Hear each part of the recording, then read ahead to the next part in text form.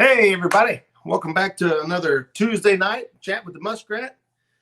Hanging out here at the house tonight, and had some stuff I wanted to go over, some stuff I ran into, digging back through the old video archives and whatnot. I thought I'd jump on here and share them out. We've had a great week of YouTube and great week of fishing. Off of YouTube and great things going on in the catfish community. I do have a premiere video set up to kick off right after the live show tonight. But I got to be honest, I didn't think it through. And so I'm not sure if it will play and I'll be able to communicate with you guys live, like a couple of other premieres I've seen. Because I don't have 1,000 subs yet. So normally, like right now, I'm going through and through StreamYard. And so I don't have that set up to go through StreamYard. So I'm not sure how that's going to work out. So at 9 o'clock, I do have that premiere video going to kick off. If it allows us to be live and talk through the video, we'll do that. If for whatever reason it doesn't, I'll probably just come back on after the video. So it's premiering at 9 o'clock and it's like a 20-minute video. So 9:25, if I can't chat through there, I'll probably just come back on here. And anybody wants to hang out, chat for a little while longer, you're welcome, more than welcome. So before we get started, man, I got a lot of people piling in here. So I want to do my due diligence and do some proper shout outs and say hellos. First in the house tonight was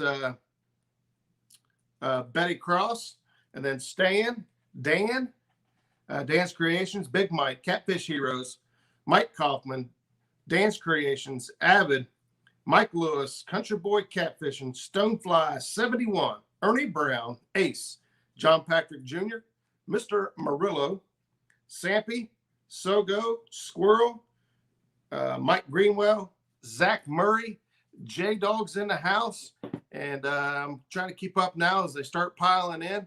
We got Sean Abney, Papaw Ed, Catfishing with Katie Collins, Mike Irvin, Maurice Kaysen, Chunky Cats, Mr. L. Stan Perez is in the house.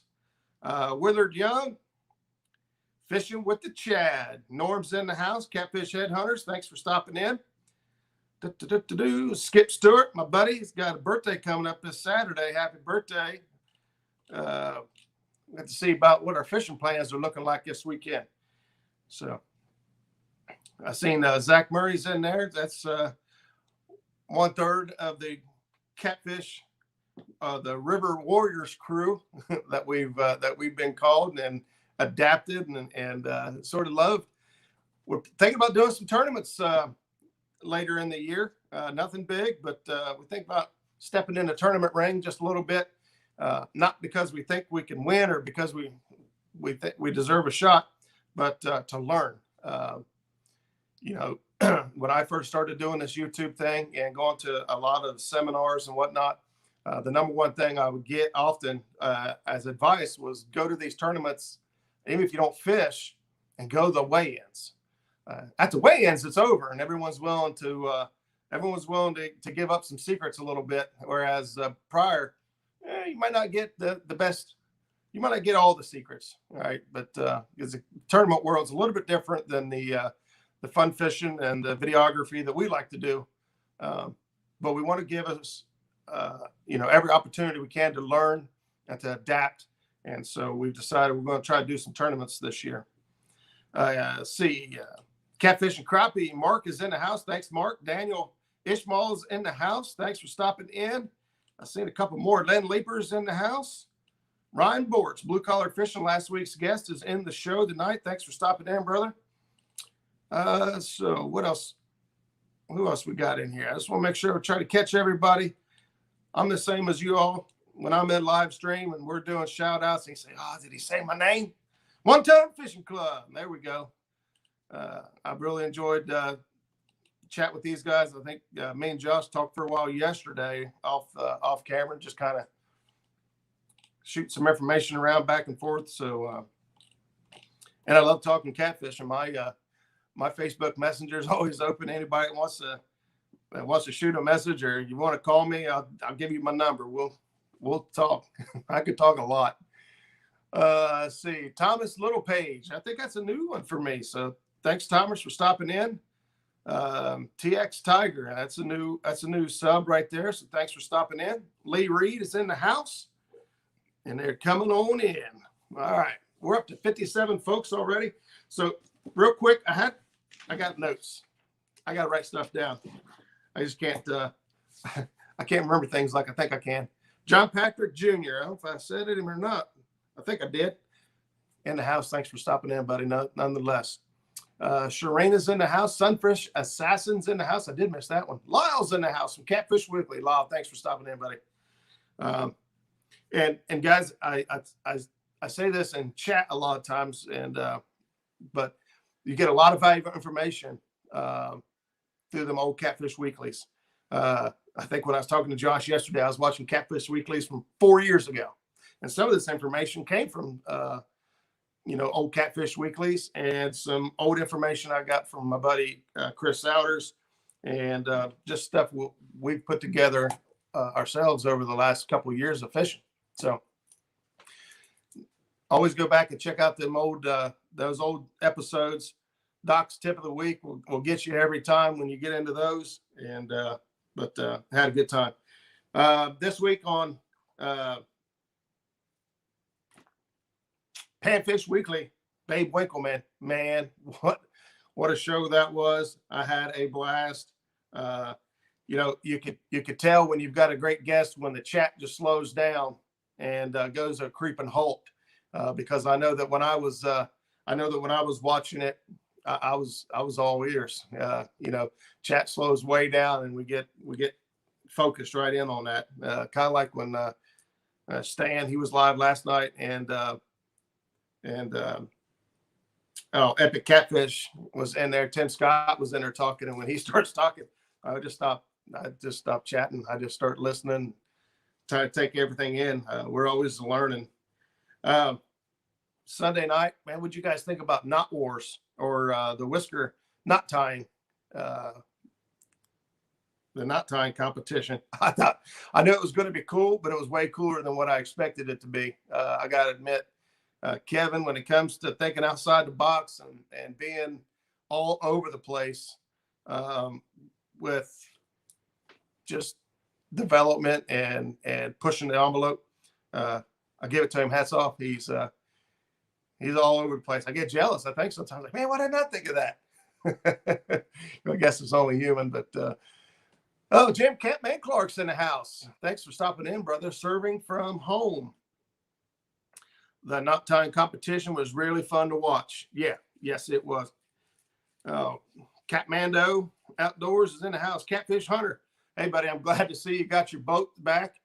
Flint Hill's in the house. Thanks, Brian, for stopping in. Glad to see you got your boat back and got it under power. Hopefully you get that engine started up and get that thing back in action so we can get back to catching catfish, brother. So yeah, like I said, another awesome show last night, late 1 o'clock in the morning, talking with Tim Scott on two stands fishing. Another good show there. Had a cool video from Keith this week on fishing and stuff, making the sheath for the knife. And while I don't normally carry a knife like that on me per se, I did find it extremely useful to have on the boat.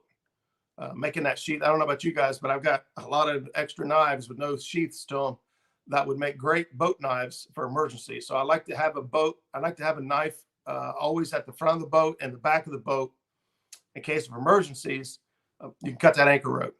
There's no looking for a knife, a sharp knife. You dedicate a knife to the front of the boat and the back of the boat that just stays there for that reason. I know that fishing with Skip Stewart, he has one mounted and he has the sheath and all mounted in the very front of his boat. If we ever get in trouble, I know that knife is there. It's been there. I know right where to reach for it. Probably without even looking, I could get it. And I have the same on my boat, but it's not mounted like that. It's tucked in a spot where you can get it. But I thought that sheath would be really cool to make if you're in a position where you can make it and mount it somewhere on your boat and keep those knives for emergency situations. Some other cool lines this week. Hooks and Hammocks has been going live last few days, out fishing. Not having much luck, but still fun to hop in and talk. And congratulations to Has Life going on to 1,000 subscribers. So congratulations for him on hitting that milestone. And I'm sure that's just the tip of the iceberg for him. Kelly Bullock's in here. Bullock's Experience. Thanks for stopping in. Fishing with Big Mike. There it is, the official knot tying champion of 2021. So congratulations. That was super cool. And I tell you what was just as cool. I don't know if it was cooler, but it was just as cool. Was Robbie being in there, and the way the community rallied behind Robbie, just to hook him up. He's got a rod coming, he's got a reel coming, he's got tackle coming. It's a good time to be Robbie right now, but that's what it takes to get somebody excited and get somebody turned on in this fishing stuff. He was in chat again on Monday night with Catfish Weekly. So his eyes are on us, and we don't know how many other youngsters' eyes are on us. It's one of the things that kind of humbled me a little bit, and trying to make sure we try to keep our shows, family friendly and as PG as possible. PG-13 is a little okay. Kids got phones, so I don't know if it has to be dialed down a whole lot, but it was really cool to see everybody rally behind and help Robbie out, and just cat fam for life.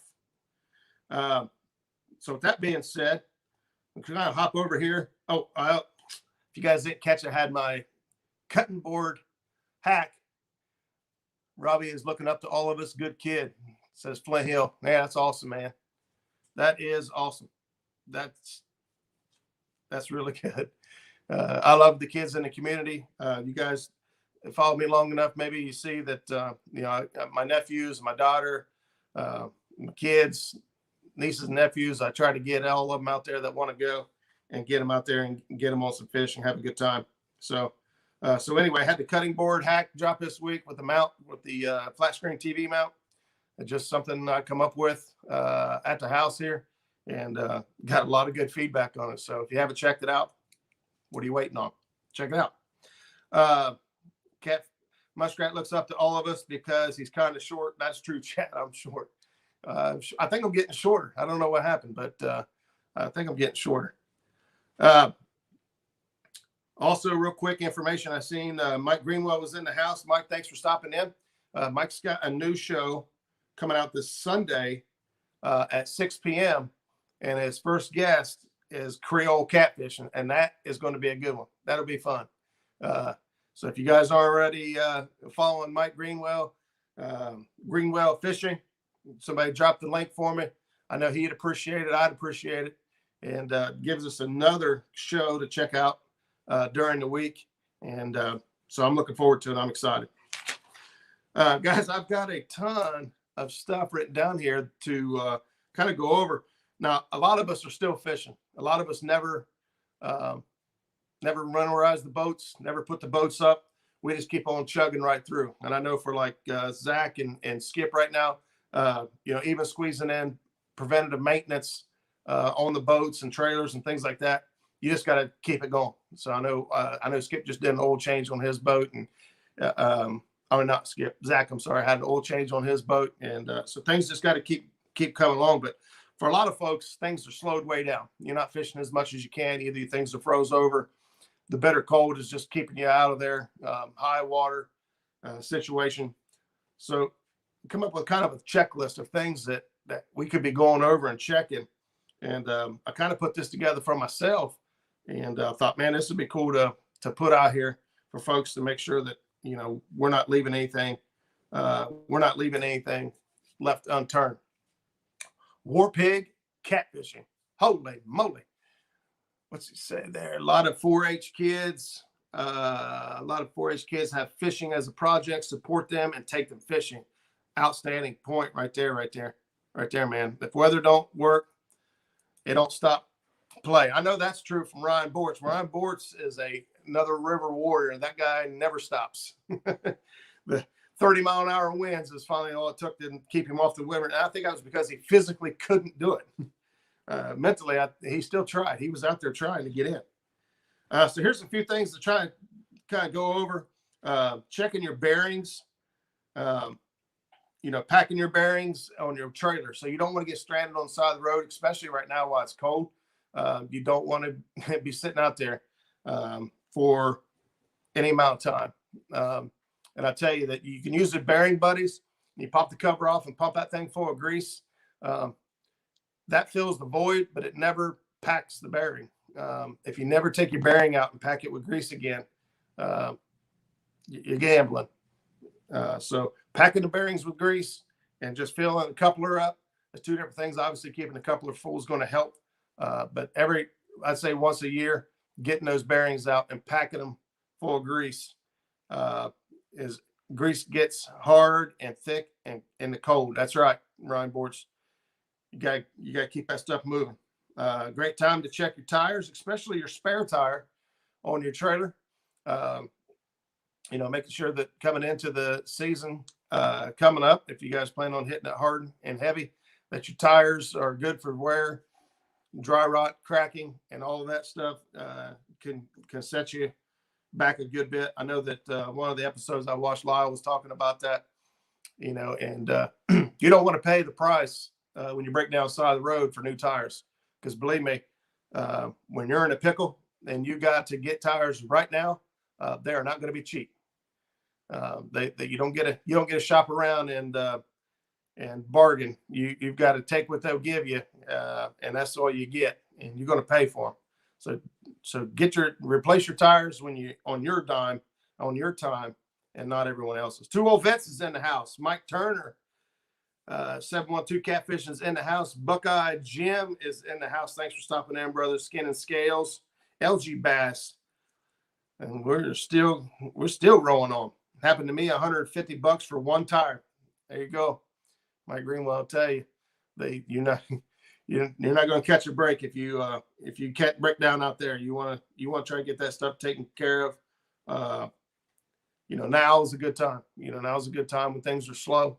You're not out there as often or as hard as what you normally are. If you're not out, now's a good time to pull your batteries out and bring them into the garage, put them in a basement somewhere that stays warm. Keep those things from completely losing their charge. Unless you have a trickle charger on your boat that can keep them maintained. Just hooking them up to a charger won't keep them maintained. If you got a good onboard charging system, no real worries. I'd keep it plugged in. But if you don't, I would think about bringing those batteries in to the basement where it's a constant temperature, to where they don't freeze up on you. Once they get so low, they get tough. And then while you're talking about batteries, looking for corrosion, looking for anything that's going to prevent you from having a good connection, good juice on the water. A lot of things can be solved with a little bit of dielectric grease and some baking soda. You get some baking soda on there, get that corrosion cleaned up, scrubbed off, and rinsed down, and then put some dielectric grease on there. Problem I have around here, I don't think Herb made it in here.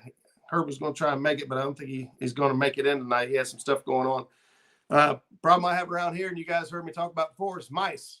I live out here in the middle of a cornfield. I'm telling you, it's 365 degrees. I got one tree. It's a pine tree at that. Skip will tell you, he's been here to the house. There ain't it's flat all the way around me. And so when I take these crops off, man, I got mice bad. I've had mice tear up the stuff in my boat. I had them ruin all the LED lighting underneath my gunnels of my boat. It's bad. So, but they also get up in your engine compartment. They will also get into your air filters, your breathers. I've heard stories of guys having, big boat bills and failures because they couldn't get their boat running right, and they took it to the shop.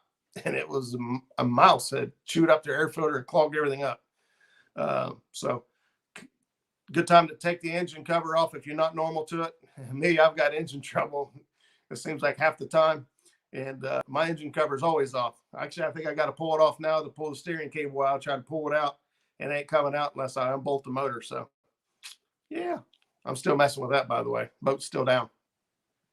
Bomb the mice. I don't know where they're coming from, but I'm bombing the crap out of them. Another thing is trolling motor. Just making sure that your trolling motor is free of fishing line, taking that prop off, wiggling that shaft, make sure there's no play there. And then making sure that your bolts are tight. All the movement and bumping around, going in and out, no matter how good, even your main motor, even your boat motor being back there, just driving down the road is probably harder on your boat than what you actually, overcome in the water. So checking all those bolts, make sure everything's good to go. I just saw a picture on Facebook, I think yesterday, where somebody dropped a 250 horse Suzuki in the middle of the road. And it was the hydraulic jack plate bolts that had come loose.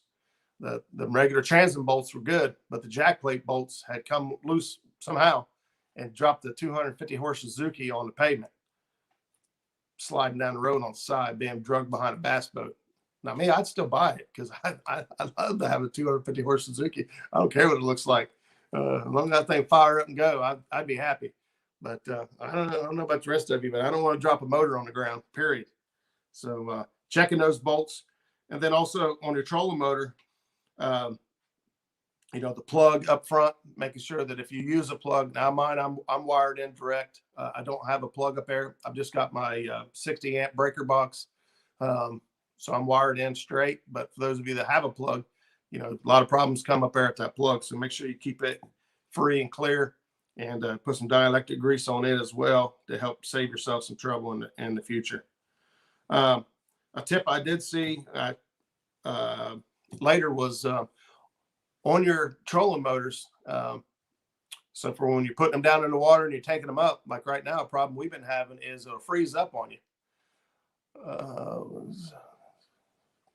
Sharina said,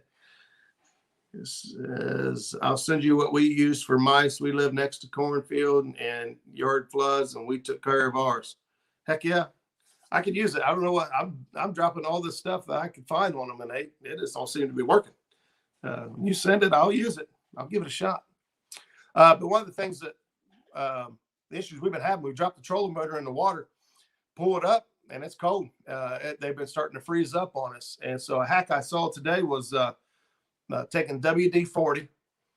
And I didn't even know this, really. I love the WD-40. I've used it for years, but the WD and WD-40 stands for water displacement.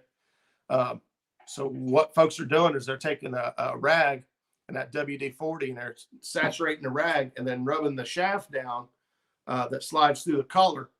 And it helps keep that water from sticking to the shaft. Now, I've seen that they reapplied it a couple of times throughout the day if they were using the trolling motor a lot in and out.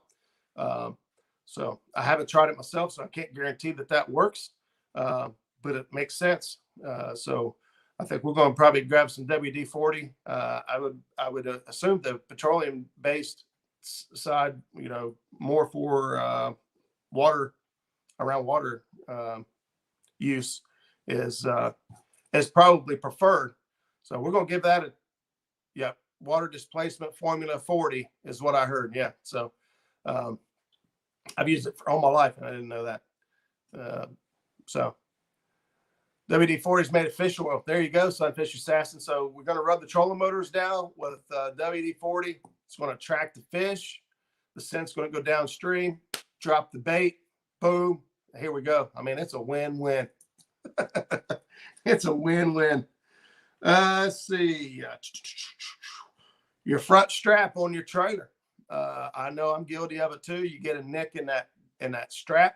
Now, those of you who have cables and all that stuff, unless you've got frayed cables, you shouldn't really have any issues. But you get a nick in that strap and things start to look a little iffy. Now's a great time to go ahead and cut that section out, put your new buckle on there, and just not have to worry about it the rest of the season. Get it done, taken care of now. This actually was one of Lyle's, I mean, not Lyle, I'm sorry, Lyle, Doc's tip of the week. He was talking about the liquid electrical tape.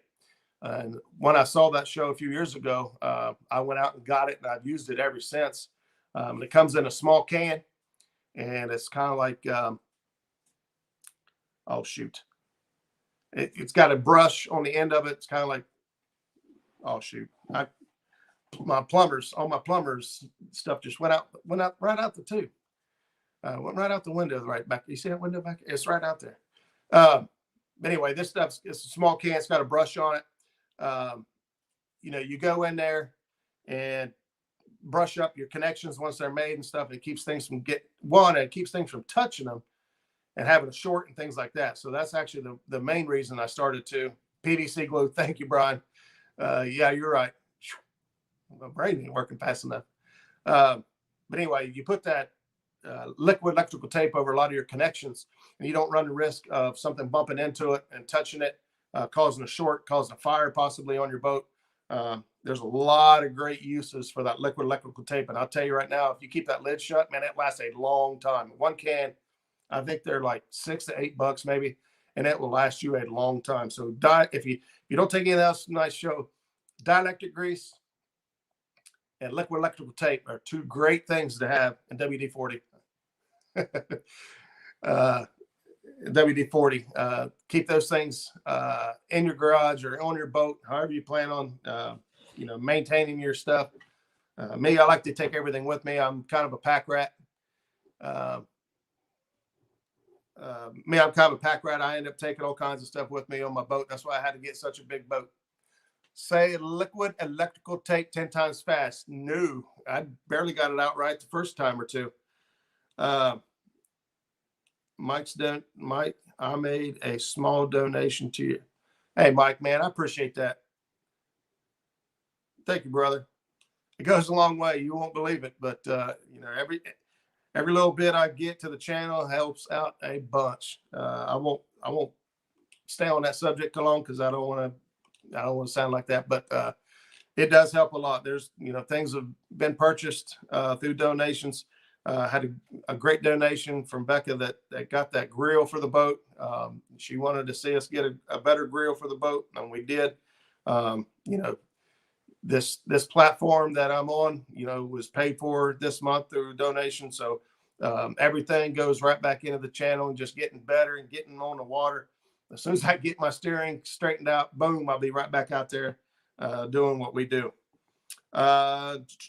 Sorry, get off on that tangent. Hooks and Hammocks is in the house. Hey, buddy, it's been great watching you go live. I know you did catch a really nice stick yesterday. I don't know why you threw it back. It was trophy size. I'm teasing you, buddy. Justin's Fishing Fetish is in the house. Justin, thanks for stopping in. My buddy Brandon Edix over at Catfish and Dreams is in the house. Parker Pursuits. Yeah, boy. We're still at 68 folks listening to me ramble on about boat stuff and trailer stuff and just stuff. So let's go some more. Let's go a little bit deeper. We still got some time to spare. Right now when it's cold outside, man, a couple of my favorite things to do. I love to tie rigs. You guys know me. I love to pre-tie rigs. I use the bass worm bags. I use the big bags on some of them, and I brought it up, and I use the small Ziploc bags to put in the big bags, or on the small worm bag, I put one rig per bag in there, and that will. Sorry, I saw a question, and Norm did a great job because he actually wrote question, which gets my attention. Or if you put at Muskrat Adventures, as you guys know, it'll highlight red and get my attention real quick. But Norm asked question, what is your thoughts on electric anchors? I've been able to be around a couple electric anchors. I'll be honest with you. I probably got more experience with electric anchors and Betty Cross and Brandon Cross's boat than I have all the boats combined, which isn't a whole lot of experience. They seem to do a great job so far. I don't know what their pulling power is or strength is, say, when it comes to, so for me, you know, our precision anchor, we kind of talked about this last night, you know, I'll mark structure, I'll mark pile of fish, whatever I'm fishing specifically, I'll drop a waypoint on it. And I'll go 200 to 300 feet upstream, depending on my anchor rope. And most cases, I'm dropping at least 100 foot of rope out. And on electric anchor, I don't know how that retracts. Yeah, that's kind of what I was thinking there, Betty. Betty says they're fine on the lakes, not very good in the river. So Norm, I would actually hit Betty up and talk to them just a little bit more, because they're experiencing nothing. I believe this is their first boat with electric anchors. They got them on front and back, but I expect the same result. I would say the same thing on the lake. It's probably great, straight up, straight down, no biggie. On the river, probably not a good idea. So it just depends on. I know you're not thinking about putting an electric anchor on that boat. I'm kidding. I'm not kidding. But Palmetto Cast is my favorite, and the Whisker Bowl guys go south. Kakalaki. Yeah, that's right. We got the Whisker Bowl coming up this weekend. Man, I wish I was fishing in it. I don't know. Zach and Skip, are we down for that? We want to fish a Whisker Bowl?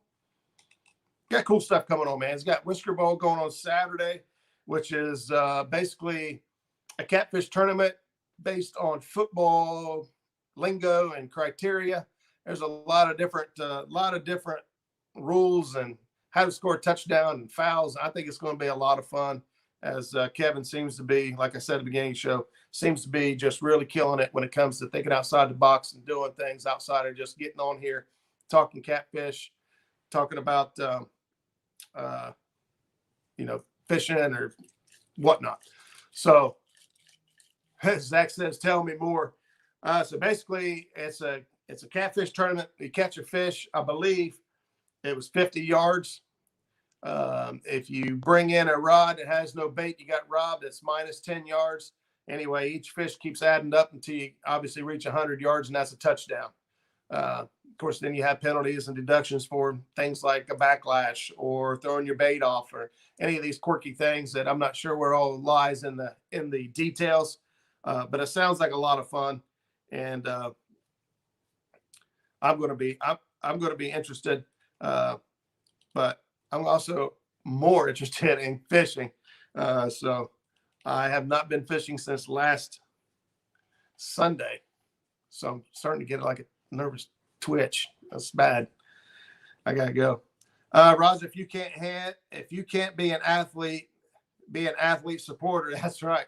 Been a long time since I have never really been an athlete, like grade school, maybe. So I'll have to be a supporter. I'm going to try to get out there. Is Chad making changes to the rules? That sounds like Dockery.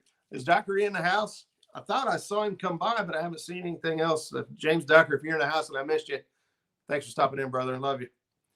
Papo Ed in the house.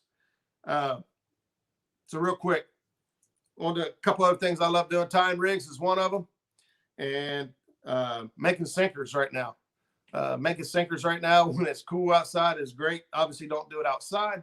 You get a snowflake or water in your lead, and that's bad news. But in your garage where it's nice and cold, now's a great time to do it. It's super cold outside. Pouring that hot lead don't seem to bother me nearly as much.